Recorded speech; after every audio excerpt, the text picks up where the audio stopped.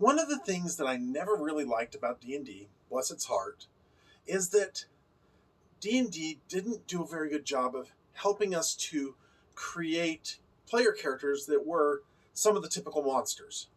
By that I mean, what if you wanted to play goblins? You have to have the monsters manual, you have to have the player's guide and the DM's handbook, and you just have to have everything. And you have to be able to figure out, okay, well, if it's this kind of a challenge rating based on this certain, it kind of got confusing for me, and I get confused, and it's okay. It's okay if you're confused too. But one of the things I loved about Savage Worlds is when I first read it, it made sense as to how to play. Okay, let's say a goblin, for example.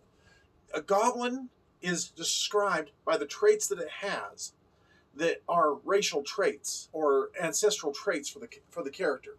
So let's take it for example. A goblin would have Infravision. They might be mean in the sense that they're kind of grouchy to people outside of their clan or outside of they're kind of going to be mean.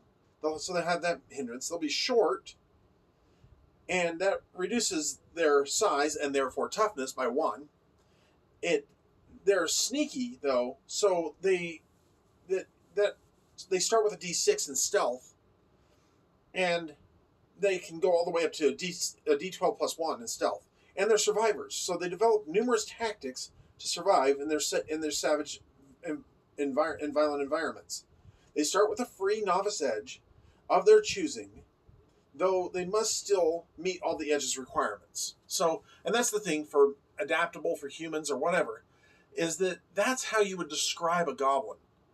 Instead of trying to say, well, they're sure have green skin, and green skin didn't even matter in there.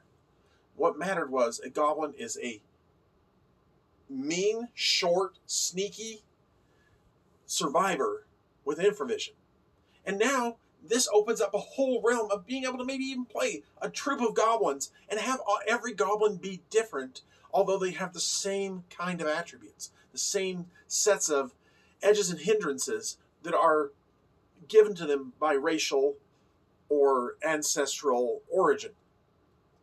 And that, like I said, is why one of the reasons that Savage Worlds just pulled me in over D&D is because I like the flexibility of just being able to say, what are the mechanical differences between a human being with adaptable and a goblin?